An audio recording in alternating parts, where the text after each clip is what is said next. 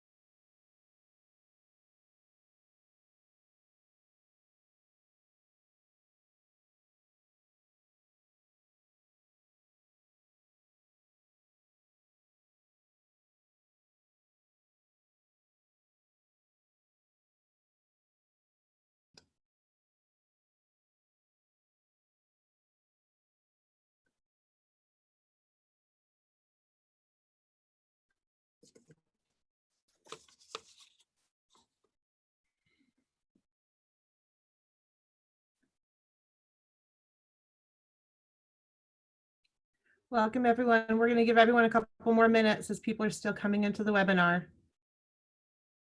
You're muted, so that's why you're not hearing anything, but we'll be with you in just a moment.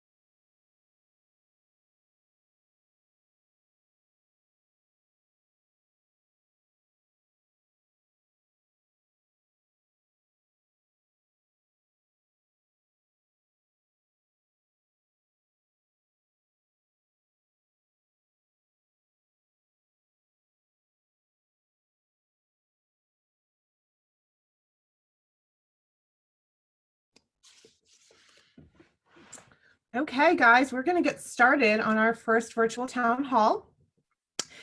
For those of you who do not know me, I am Jamie Barnhart, the Executive Director of the DC chapter of CAI. We're very excited to connect with you online, although we are missing your faces. During these unprecedented times in our area and in our country, the chapter is working hard to continue to deliver education to our members and to be a leading resource for community associations in the DC metro area. Today is just the start of our virtual connections. A couple pieces of housekeeping for today. All attendees are muted. To reach us during the session, please use the chat box. You can send direct messages directly to myself or Suzanne White, our education manager, if you need assistance. To ask a question during the session, please type that into the Q&A box that you will find at the bottom of your screen. We will answer as many questions as possible during this hour. If we do not get to your question, we will work after today's event to provide answers, or they will be incorporated into part 2 of this session. We are recording today's session and we will post that on our chapter website, so you may refer back to it at any time. And with that, I introduce our education manager, Suzanne White.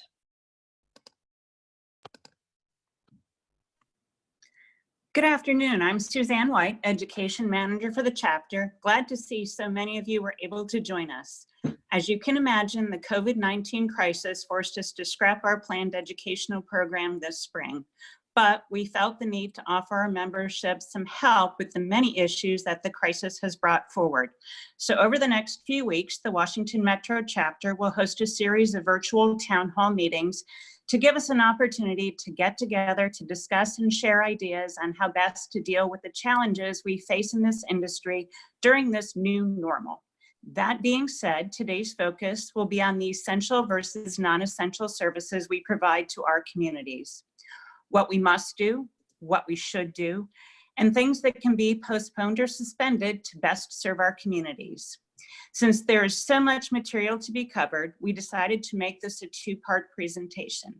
Today, we will cover CDC guidelines and stay-at-home orders, clarification of essential versus non-essential services, human resources and personnel, and the Board of Directors' authority and responsibilities during this time. The Washington Metro chapter is deeply grateful to its education sponsor for their continued support. 3 of those sponsors are helping us with this session today: USI Insurance, National Cooperative Bank, and Wintrust Community Advantage. With that, I'm going to turn things over to Kim Myles from Wintrust. Good afternoon, everybody. Thanks, Suzanne, and everybody else for being here today. Wintrust Community Advantage is a division of Wintrust Bank, which is headquartered near Chicago. And we have been solely focused on delivering association banking services for over 21 years. And for those of you who don't know me, I'm a former property manager. I have my CMCA and Educated Business Partner designations, both of which were earned through the education services offered by the Washington Metropolitan Chapter. I'm located in Alexandria, and if I can be of support to anybody during this time, happy to do so. I'm a proud member of the chapter and co-chair of Public Outreach Committee and a member of the Chesapeake chapter as well. Wintrust Community Advantage actively serves and supports education programs in CAI chapters in many states. And in keeping with that long 21-year tradition, we've been an education sponsor of the Metropolitan chapter since 2017. It is one way we can give back to this generous organization. And it's with great joy that I'm here today and glad that I have my health along with everybody else that's participating.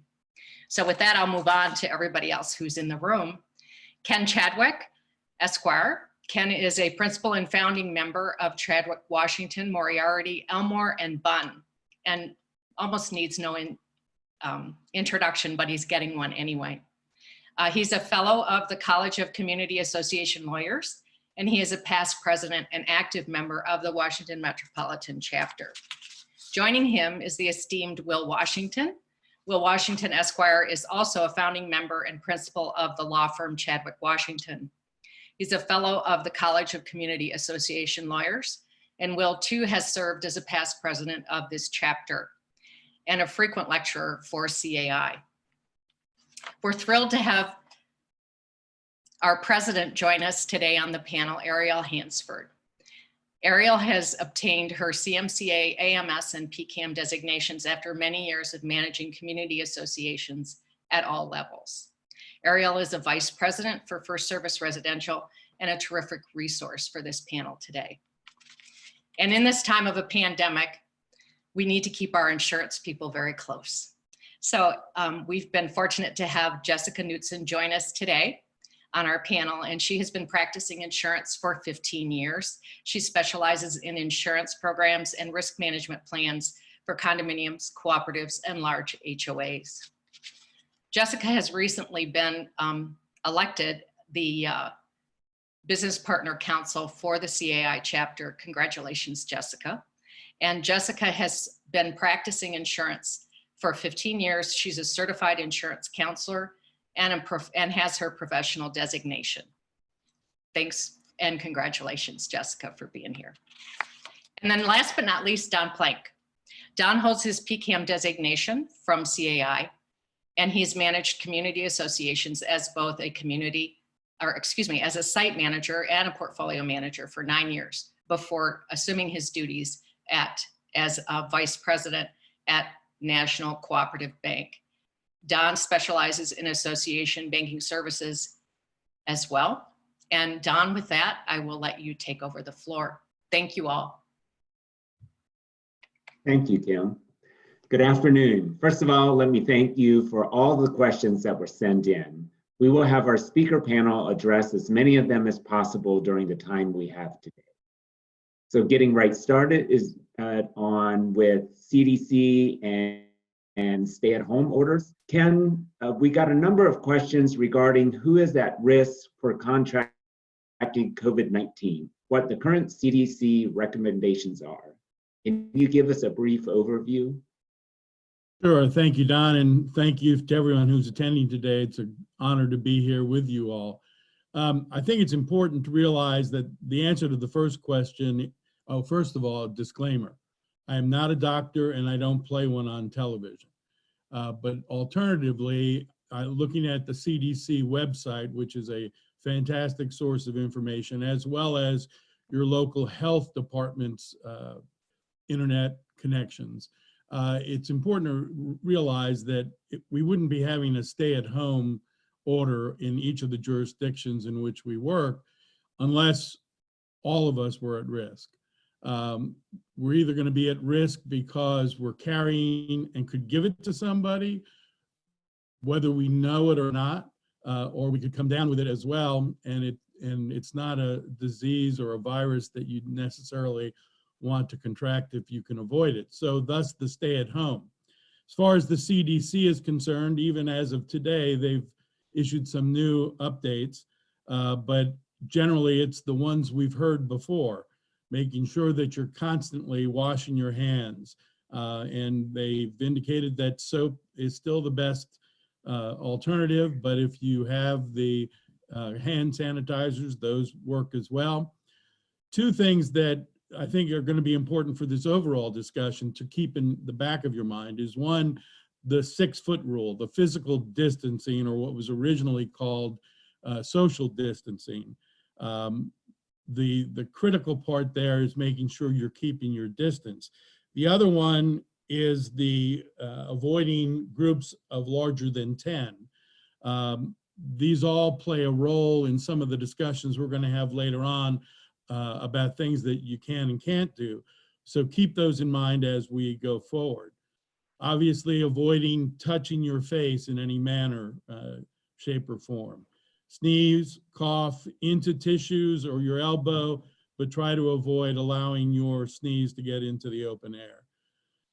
Disinfect, and this goes for on-site offices, goes for your homes, wherever you find yourself. Make sure that you're disinfecting whatever objects have been touched by others, door handles, doorknobs, countertops, desks, the works. But try to keep as clean a place as possible while we're under the current circumstances. Obviously, each of the jurisdictions has issued stay-at-home orders.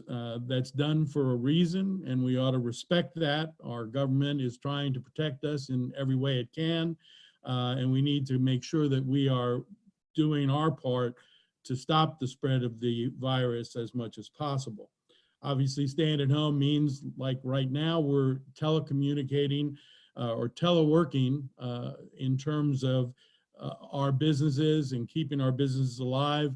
I think we all are in a situation where we need to make sure that we respect each other in these new times that we face, that we respect the time that goes into trying to work from home that automatically comes if we're working at the office, and be patient with one another, much more so perhaps than we ever have been, because that's going to be important for all of us. Avoid any form of social gathering to the extent it's over 10. We've talked about that. If you feel sick or if you have any doubts whatsoever, make sure you're staying at home and keeping confined from others so that you don't spread the virus unnecessarily. If you have or are known to have had contact with a COVID-19 patient, and it's a positive confirmation that they have had or are having it, make sure to stay at home and don't inflict this virus on anybody else. In particular, for those of us over 65 or those with underlying medical conditions, those are important considerations. Although, quite honestly, the recent news is that in our area, the DC metro area, there are two populations that seem to be more affected.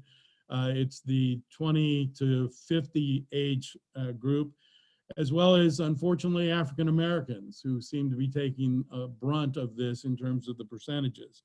So we need to do whatever we can to make sure that we're not spreading it and affecting those groups. Finally, two other things. One is relatively new, actually three other things. One is relatively new, the new suggestions about face masks, making sure that you're using one when you're out in public, when you go out for the essential trip to the grocery store or the essential trip to your doctor's. Make sure that you've got that in hand and that you're wearing it to the extent possible. Obviously, if you haven't, get the flu vaccine. That's still recommended by CDC. Make sure that you get it. And then finally, this morning, you probably all are aware of this, but the CDC has issued new regulations or new suggestions, requirements for those who are essential workers, especially in the health area, saying that they may not necessarily have to stay out of life for 14 days and that they're reducing that in terms of days as long as you're not exhibiting certain symptoms that are relevant to the virus. But those are new things that came up today and that were reported out. Don, back to you.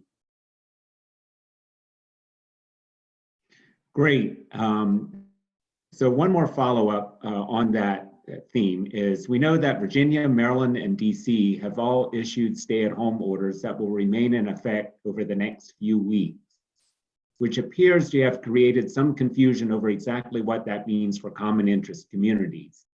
Does it mean that no one can go out and that no one can come in to service the building or community? The answer is no, it doesn't mean that. It means that there may be additional rules or regulations or restrictions put in place to prevent unnecessary exposure. But for the inmates of the condominium or homeowner association, they obviously have the rights to go out to the store, to health places, to take walks in public. We have an interesting situation in a lot of the parks now where you can go walking on the trails, but if you go past any sort of playground equipment, there are notices up put there by the various localities indicating that those facilities, whether they be playgrounds, swing sets, seesaws, whatever, are not part of the open parts of the parks and are not to be used by us. So we need to be aware and respect those things. Obviously, it's mostly what they call essential things that we need as the grocery stores.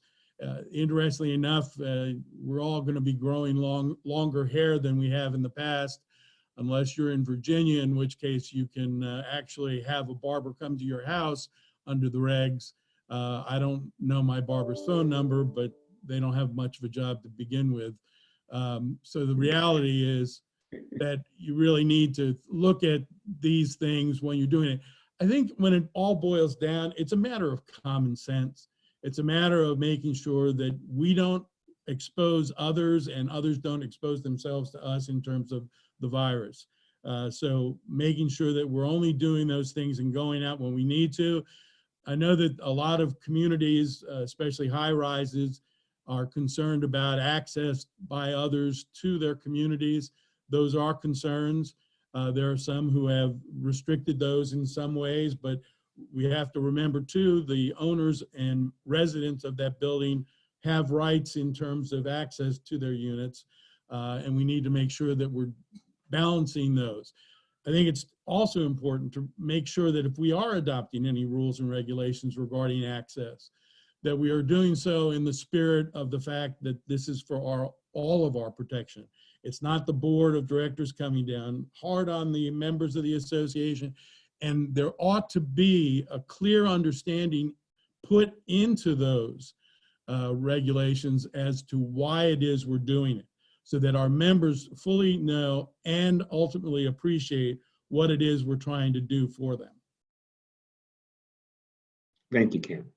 Moving on to essential versus non-essential issues. Ken, we are hearing the terms essential services and non-essential services quite a bit these days, and it's critical to have a clear understanding as to what they mean relative to common interest communities. Can you give us some basic definitions and examples?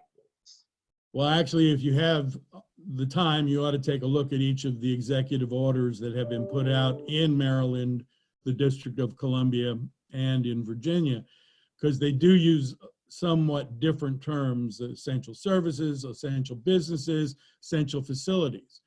But when it comes to community associations, what we're looking at in terms of the associations is that we have all been ordered to stay in place. We have all been ordered to stay at home. So anything that promotes that possibility would seem to me to be essential in nature.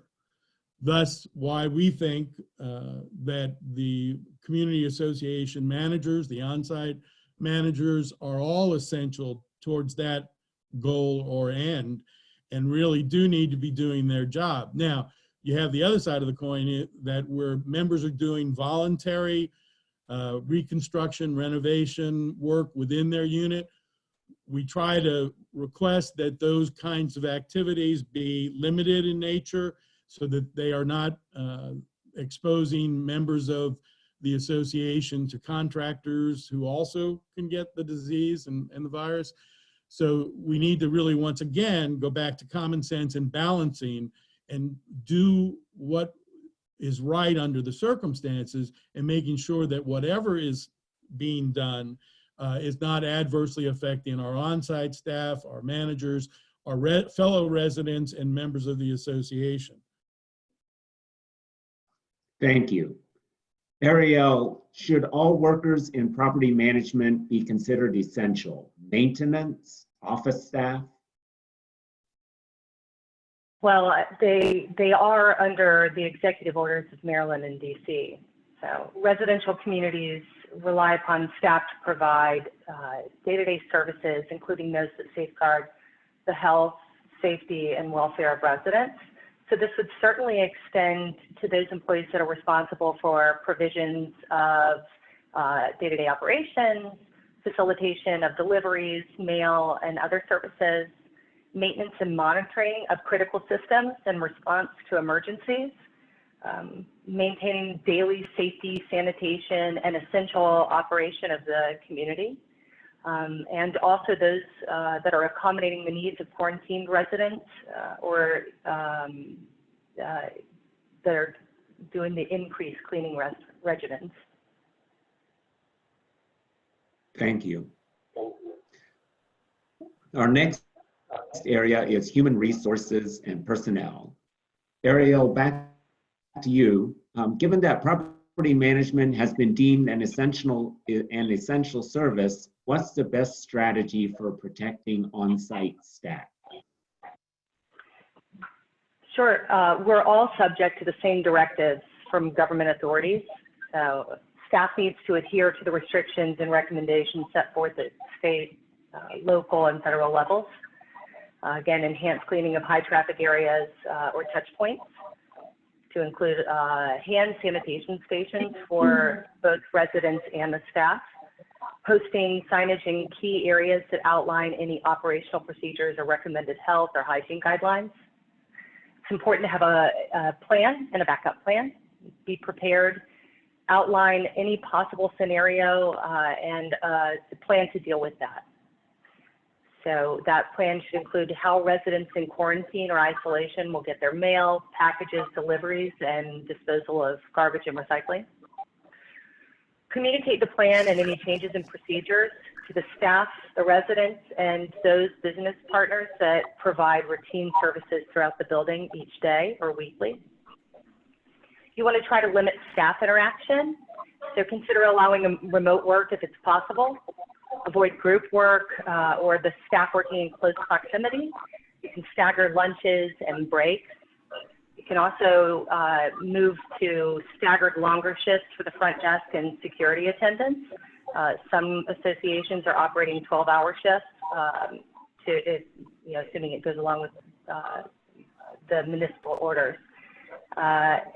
You also want to limit in-person access to the site staff and other association personnel. I think it's a good idea to close the management office to foot traffic. Require residents and guests to stand back a respectful distance from the staff, from the concierge, from each other. Instruct the building staff not to enter any unit unless there's a situation that requires it, an immediate health or safety issue, or a situation within the unit requiring immediate attention. Maintenance staff should not be asked to enter a unit unless there's a true emergency. So I do not recommend having in-unit service maintenance. And staff should be adequately trained and prepared with the right protective equipment per CDC recommendations. And last, the board can ask residents to disclose if they're in self-quarantine or isolation. So this will allow the association to consider whether they need additional cleaning measures, and also so that the staff can implement whatever plan they put in place to accommodate the needs of quarantined residents and provide those essential services. Thank you. Will, do associations have an obligation to provide protective gear to staff? Don, as we like to say in the profession at all times, it depends. If the association is asking the staff to do something that will clearly expose them to the virus, and they should provide protective equipment for them. In addition, OSHA requires them to provide training with regard to how to use that protective equipment, which I'm sure a lot of people did not know, but that is an obligation that they have. If they have staff that is not likely to be exposed any more than your average citizen in the course of their job, and they don't have to provide protective equipment for them, although to the extent they can get it, it is always helpful if you're going to put them in any way where there's even a decent possibility. But if you were to send them into a unit or consider sending them into a unit where there's a high probability that there is some exposure or a greater chance of exposure, you have them at the front desk where they're going to see a lot of people all the time, then they should have gloves and masks available for them. If they're going to be in a really toxic situation, you might not consider sending them in at all and having somebody that's better prepared to do so.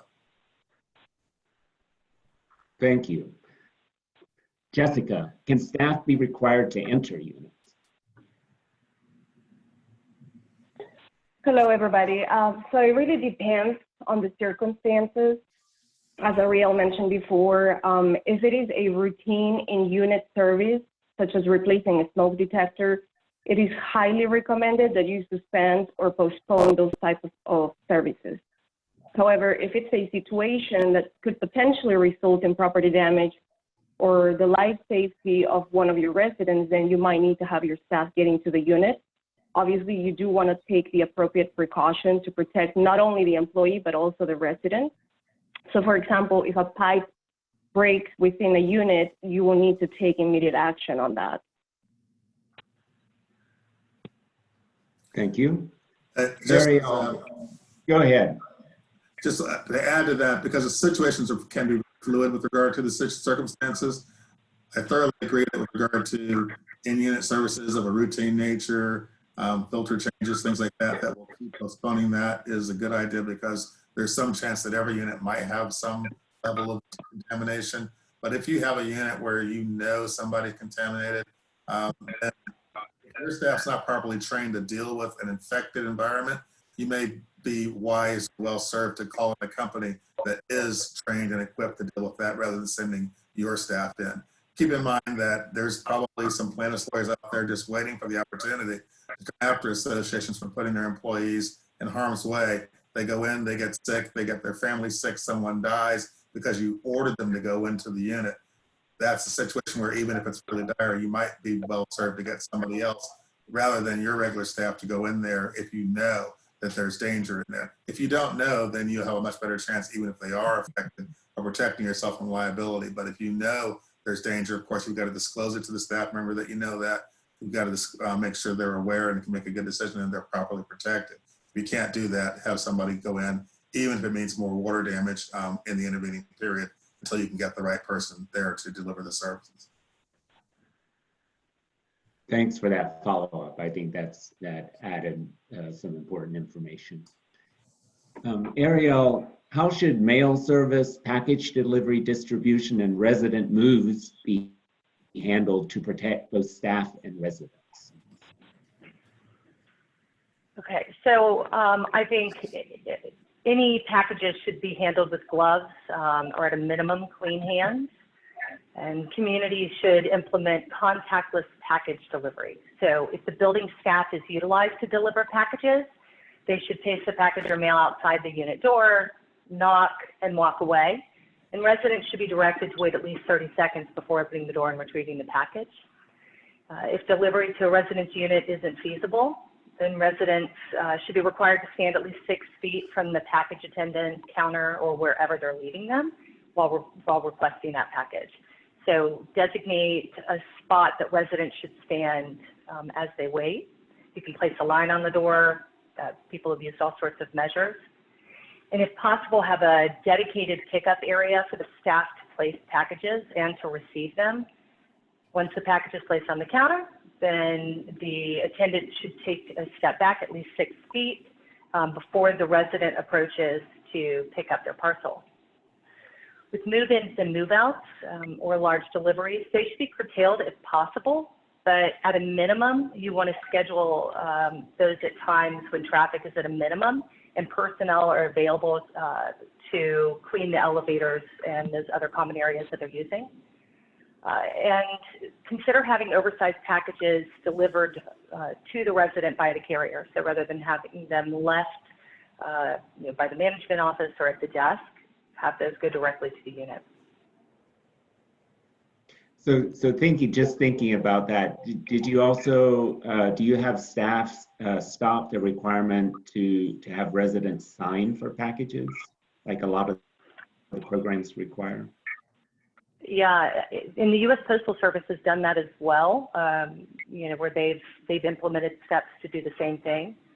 So for those that use a tracking system for packages, like for Service Connect, Building Link, Town Square, those I think it's best that they still send the notice to residents advising that it was delivered. Thank you. Jessica, what is the proper protocol for building elevator use in light of social distancing guidelines? So from an affirmative risk management position, there are really 2 points here, the awareness and the communication.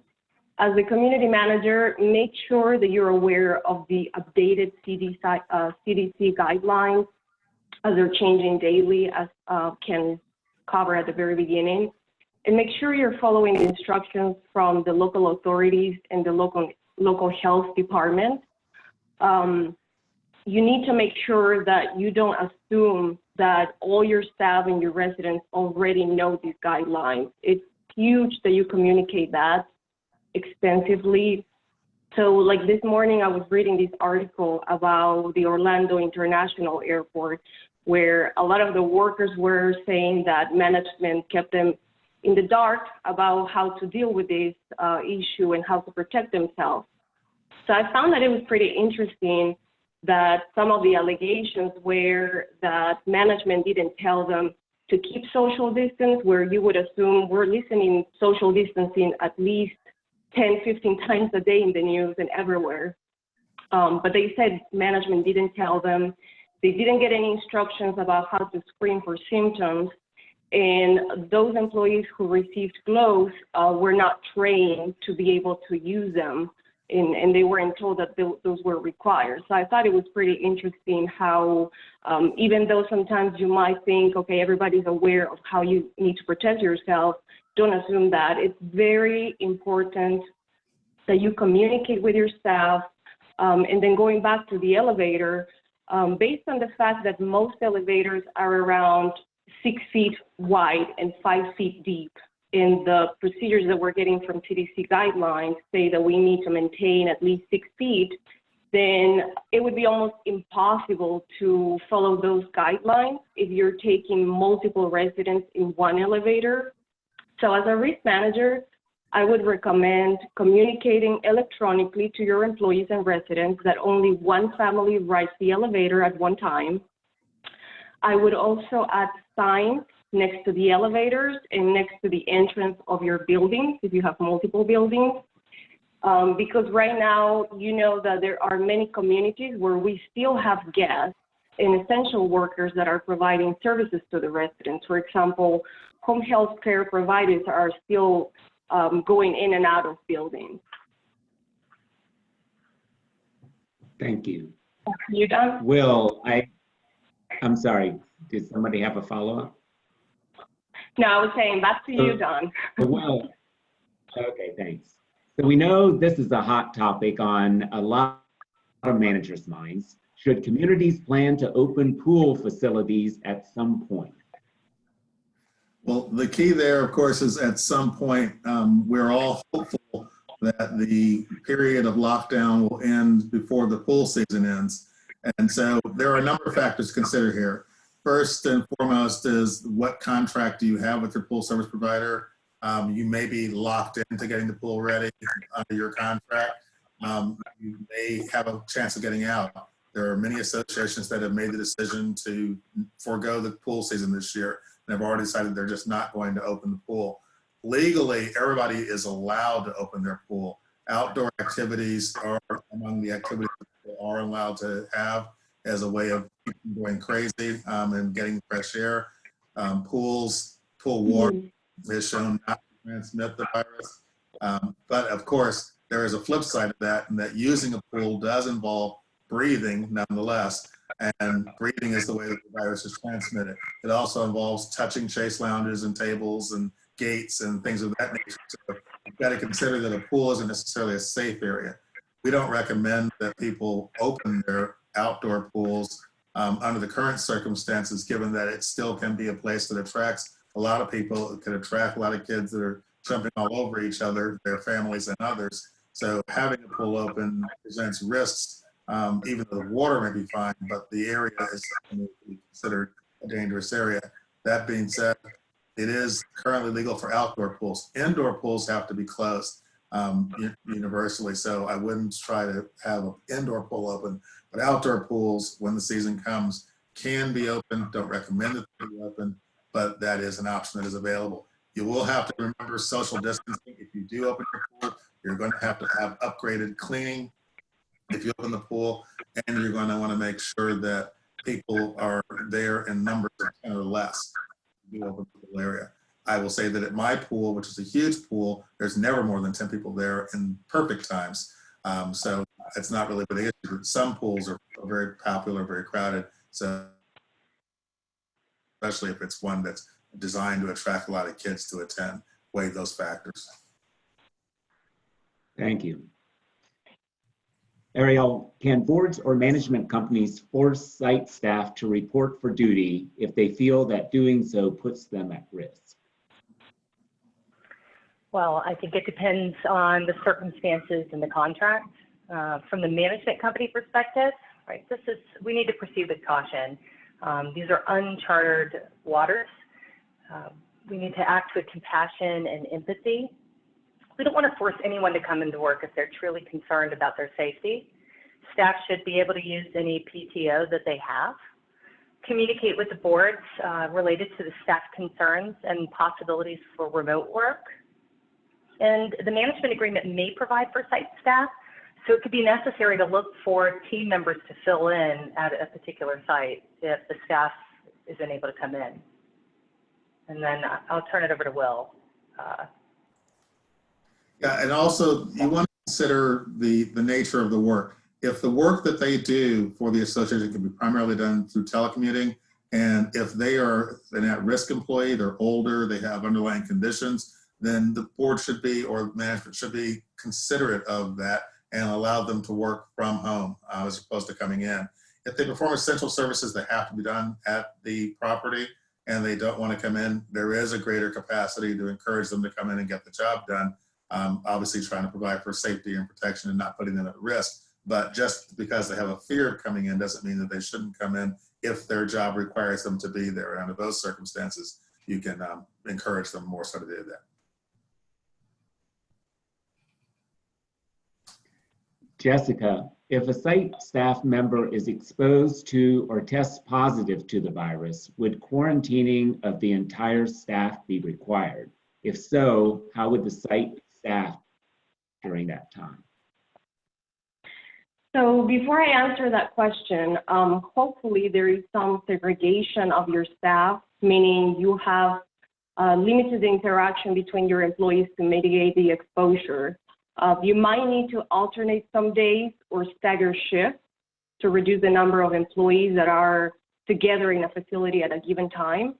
And this way, when employee is infected, you don't need to lose your entire staff. Now, if you already have an employee who has tested positive, based on CDC guidelines, management should be informing the fellow employees of their possible exposure in the workplace, but you must maintain confidentiality as required by the Americans with Disabilities Act, ADA.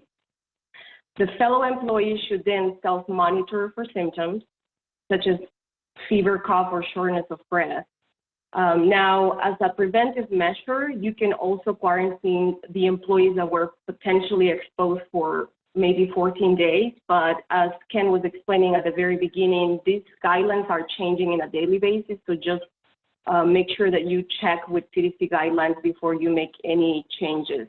Now, the second part of the question was, well, if everybody's infected, what do you do? What's going to be your plan B? So right now we're seeing there are many volunteers within communities who are stepping in to help out.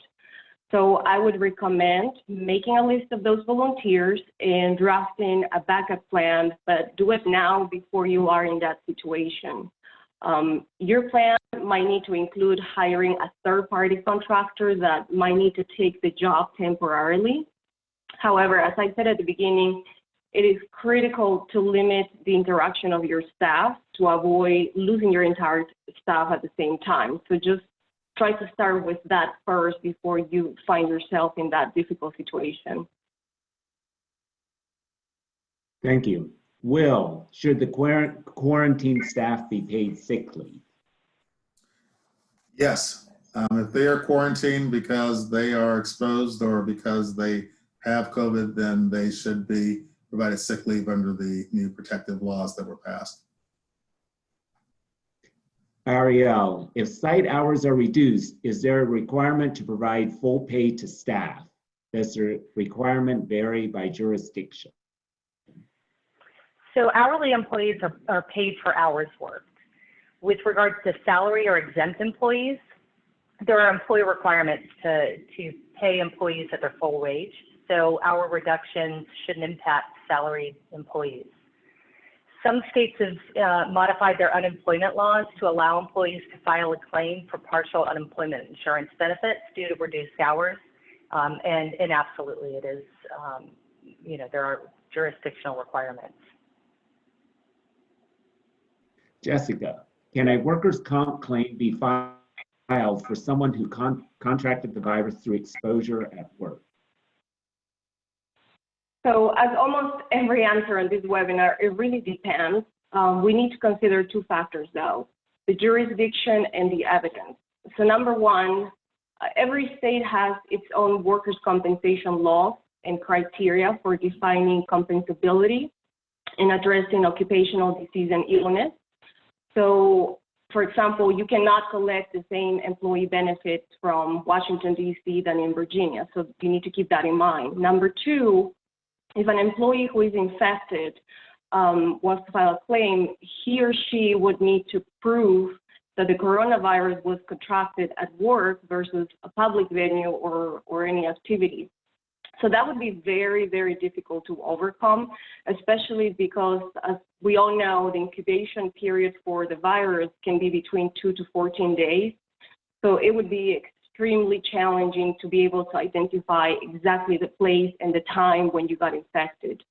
Now, with that being said, this whole situation is new for everybody, including the insurance companies. So we don't have really certainty that a claim will be covered or denied. So if you do have an employee that is infected, I would suggest to go ahead and file the claim with the insurance company and then contact your insurance broker. And as your insurance broker, we will advocate on your behalf for the most favorable outcome. Great. So our next section and final section is on board action and authority. Ken, we have a number of questions about what authority boards have to do and that they should be doing or not doing during the crisis. One prevalent issue is holding board meetings. Given the requirements in the Condo Act and POA Act, what options do they have? Well, Don, in large measure, it's going to be dependent upon what jurisdiction you're in and whether or not you have any certain requirements as far as board meetings are concerned. In jurisdictions like Virginia, where there is the requirement that at least 2 board members be in attendance at a place, it makes it a little difficult for boards to hold meetings when this coronavirus is around. Nonetheless, that is a legal requirement, and to the extent that it can be, should be met. Alternatively, obviously under most documents and under the Non-Stock Corporation Act in Virginia, the association has the ability to take action without a meeting. But remember that that requires unanimous consent, written consent, of all of the board members to the action to be taken. And that requirement is also available in other jurisdictions as well. We have attempted to bring some creativity and flexibility to the situation by suggesting that an alternate, although it's not necessarily recommended, if the board can't meet or doesn't want to meet for fear of the COVID-19, and if they are in a situation where they can't get the requisite 100% approval, we've suggested that an alternative might be for boards to meet virtually, letting the community members know that they are meeting virtually, letting the members participate virtually in those board meetings, and that any action that is taken, one, be essential action only, not be mundane types of things where it's not really necessary for them to meet about, but only be really critical to the association's need if you're going to take this approach.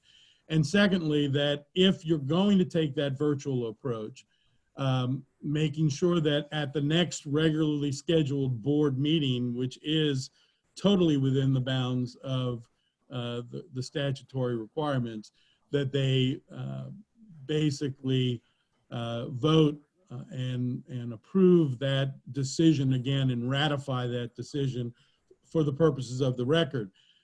Record keeping is going to be critical in these situations. I just want to go back real quick to some of the comments that were made in terms of making sure that the areas are in the community are clean. Boards also should make sure that their management and on-site staff are keeping track of how often and when the areas are cleaned and by whom, so that there's an understanding that we are meeting our requirements under the law and under practical considerations, so that if something does come up subsequently, we can show and have a record that we have that kind of data in our files for the association's purposes. Ken, is drafting an emergency resolution something that you would recommend? Many associations have already drafted some of these types of resolutions, emergency situations. And so the first thing I would do is check in your records to see whether or not you've got an old resolution hanging around that you didn't even know about. Second of all, I don't know that it's necessary unless you're adopting specific rules to the specific situation. So it's going to have to be looked on as on a case-by-case basis. But if you're adopting new rules that relate to the current situation, then I think the answer would be for the board to take a serious look at adopting resolutions that relate to this situation and set it up appropriately. Thank you. Will, is the board granted any special powers during times like this? Mercifully, no. There are no special powers that any of the orders have given to the boards, and boards should remember that now as before, you want to operate within the scope of the authority that you have. You don't want to engage in ultra vires activity or activity that is beyond the scope of your authority. That's the kind of thing that might cause you not to be insured or not protected for your actions. So the board should do all that it can do within the authority that it has. If it needs more authority, it should go through the steps necessary to actually create that authority rather than just doing things that they don't have the capacity or the authority to do. Will, if someone in the community tests positive or becomes ill with COVID-19, can or should the board disclose that information to the residents? Can the board require that the resident or residents be quarantined and impose sanctions if the resident does not comply? This is a great question, and we get a lot of people wondering about this, especially as the number of cases are growing within the communities. With regard to disclosure, we recommend that associations encourage the owners to notify them if they are quarantined. Say, for example, they've been on a trip, they've come back from Europe, and then they have to quarantine for 14 days. They may not have it, they probably don't have it, but they still have to quarantine, and it's good for us to know. If they have tested positive, if they are sick, or they've been exposed to somebody that is sick, so they're quarantining for that purpose, we'd also like them to be encouraged to tell us that that has happened. And then when we get that information, it's important for the association to disclose what it knows in to a limited fashion to the community, so that the community can be aware that there is somebody under quarantine or there is somebody that's ill on the property, but they should not disclose the identity of the person or the unit or lot in which they live absent that person's permission. The permission grants, if the permission is granted, which would be great, then they can share the full information. If the permission is not granted, don't give it out. And if there's pressure to give it out, don't do it, because once you break your word to the owners that you're going to keep that private, no one will talk to you anymore. And it is much better to be aware of who's sick at the property and to let people be able to make their own decisions as to whether they do or don't want to vacate the property if they're totally freaked out, or to at least be more careful generally, knowing that there might be somebody in the area. That should be disclosed. Plus, failure to disclose what you do know could lead to liability for the association, so disclosure is important. With regard to requiring owners that are sick to quarantine, or requiring that if they violate that you're going to issue or impose sanctions, I would be careful about trying to take the authority to do that. Arguably, what people do on the common area or the common element is something that can be regulated by the association. The association could adopt rules that make it a specific violation to be sick on the property. You could do that, but I would say that that is not a wise thing to do. It opens you to exposure of liability if you fail to successfully enforce that rule. And it'll be very difficult as a practical matter to catch everybody every time they're out of the property. Plus, they do have the right to go from the property or to leave their quarantine to go to the doctor or go to the hospital. And you don't want to be nailing somebody for going someplace they have a right to go. So while you have that technical authority to create that authority, I would argue that it is not a sound move. Better to encourage people to follow the CDC guidelines, to self-quarantine as appropriate, to follow their doctor's orders and instructions, rather than for us to take on that responsibility. If you do think somebody is being endangered by leaving their home and exposing themselves to the community, better to call the public health officials, better to call the police, rather than having that job taken on by the association. Can the board require residents to wear face masks? At Halloween? The answer is probably not. And it's probably, once again, goes back to some of the stuff that Will was saying. One, you never want to adopt a rule that you can't enforce. And who's going to go up to the person, the resident, the member, the guest, whoever it is, and tell them they've got to put the face mask on, and then go through a whole process of a hearing and that type of thing? It's not going to be very effective, and the person who goes up to that person is potentially exposing themselves to the COVID virus to begin with. We have to remember that our rights as communities, our rights as members of that community, all come and flow out of the condominium instruments or the homeowner association documents. We're not getting any new authority under any of the orders, as Will pointed out, and we're restricted. We also have to understand that their rights as individual members of the association are already there as well, in that there are easements of right of use that they have to ingress and egress to and from their unit.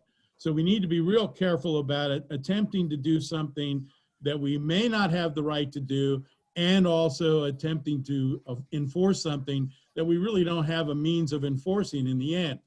The best approach is to always communicate, and to communicate what the CDC is currently saying.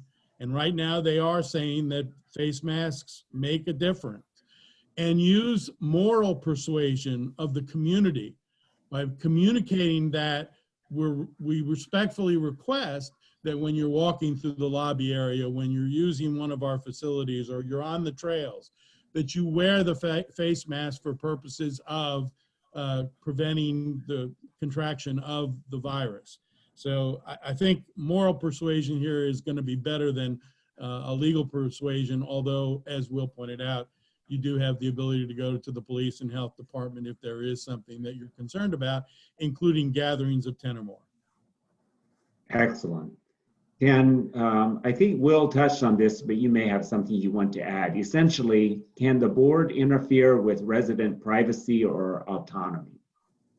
To the extent that it involves the use of the common elements or the common areas, they might, but you're going to have to be very careful at what you're thinking about adopting in terms of restricting that ability to use the facilities.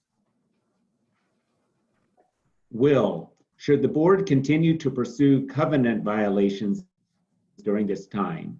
How does suspension of this activity affect enforceability? And I'm going to tie in a question that came in that ties to this question is, what about towing? And where somebody got towed and they say when they have to go get their car, they were exposed to the virus. So I guess that ties into the whole covenant violation thing. Maybe you can address everything together. We'll cover it all. You know, there's so much to do with covenants, and as we like to say, common sense is in order, and there are certain practical considerations. But as a general matter, I would say that covenant enforcement probably should be relaxed with regard to non-essential types of covenant enforcement.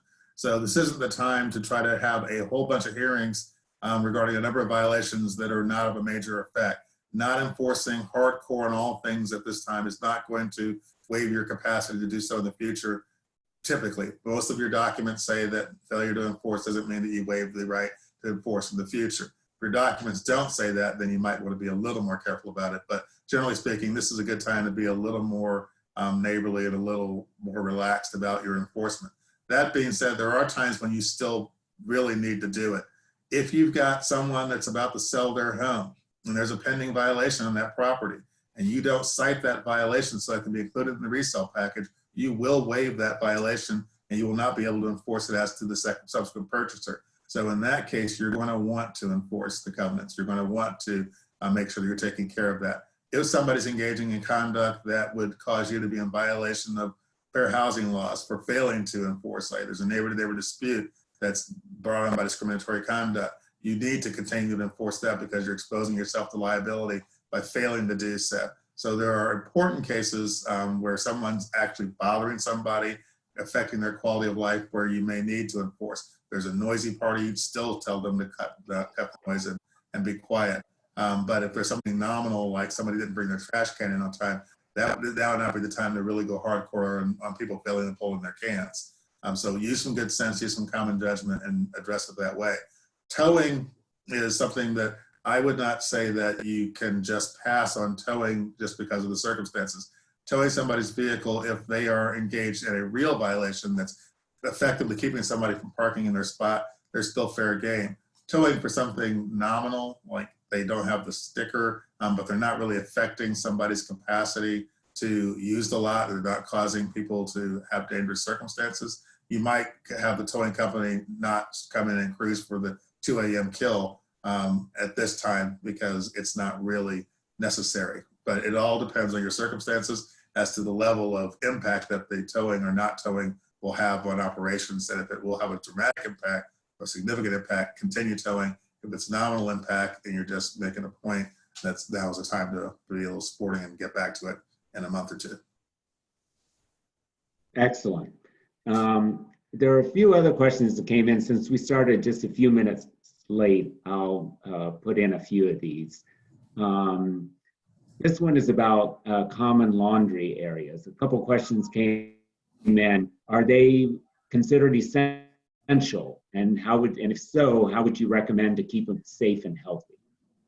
Ariel, do you maybe want to talk about that? Sure, yeah, I would say that especially in those buildings that where the units don't have individual laundry facilities, that they would be considered an essential area. We definitely want to practice social distancing within those areas. They would be considered high touch areas, so should be cleaned frequently. And we should ask residents to wipe down the equipment themselves. It's a great location for a hand sanitizer station. And like the elevators, try to encourage folks to go into the room one family at a time. Thank you. So how about somebody who is, when residents are protesting, for example, the gym, that they're continuing to pay their dues, which pay for their gym, and you're restricting or banning access to the gym? What would you tell them? Ken, how about you? I know you want to give an answer. I certainly appreciate the desire to be in a gym and lift weights and get on that treadmill and do all the right things, but there are other approaches that you have to doing that, especially outside. And given the executive orders that have come out, it's pretty clear in most situations and in most jurisdictions that those are not to be open for public use. So the reality is that your best bet is to protect the association and protect your members, explain the situation, give them the basis for why you've made that decision, and make sure you keep them locked. Thank you. And I'll direct this one to Will so that you can add your famous line, is when can we open our amenities? You can open the amenities when the stay-at-home orders are lifted and it's safe to get out there and do that. Common sense obviously is the guide.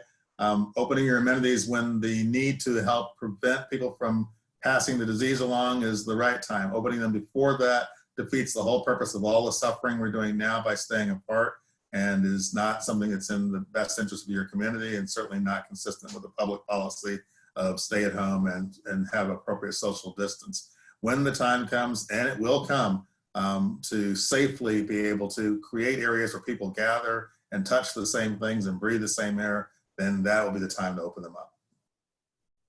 Excellent. Thank you. Thank you to all the panelists. Suzanne, I'll turn it over to you. Many thanks to our distinguished panel for being here today to share their thoughts and expertise to help us navigate through the COVID-19 crisis. We are also grateful to our sponsors, Wintrust Community Advantage, USI Insurance, and National Cooperative Bank for their unwavering commitment to chapter education. Attendees, we hope you found this discussion to be helpful. Please complete the Zoom poll before you leave the session today to tell us how we did.